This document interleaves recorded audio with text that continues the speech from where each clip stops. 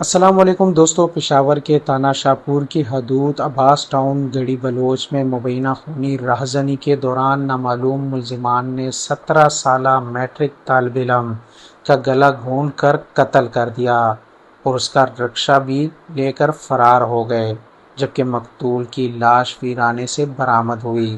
Police کے مطابق مقتول بلال ولد محمد ارشاد حال ہی میں میٹرک کا امتحان پاس کرنے کے بعد چھٹیوں کے دوران سیکنڈ ٹائم رکشہ چلاتا تھا۔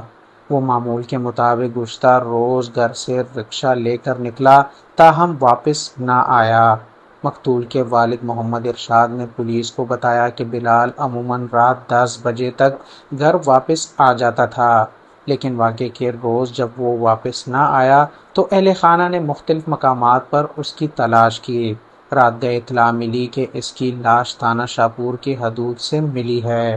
پولیس کے مطابق بلال کی لاش عباس ٹاؤن گڑی بلوچ کے علاقے میں ملی ہے، جسے تحویل میں لے کر پوسٹ مارٹم کے لیے اسپتال منتقل کیا گیا۔ پوسٹ مارٹم کے بعد لاش ورثاء کے حوالے کر دی گئی، جبکہ واقعے کا مقدمہ درج کر کے تفتیش شروع کر دی گئی ہے۔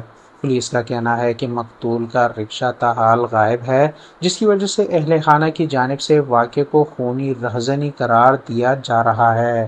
تاہم پولیس مختلف پہلو سے تفتیش کر رہی ہے اور اس امکان کو بھی مد نظر رکھا جا رہا ہے کہ نوجوان کو کسی اور مقام پر قتل کر کے لاش یہاں پھینکی گئی۔ پولیس کے مطابق اندھے قتل کا سراغ لگانے کے لیے مختلف زاویوں سے تحقیقات جاری ہے، جبکہ رکشے کی تلاش بھی کی جا رہی ہے۔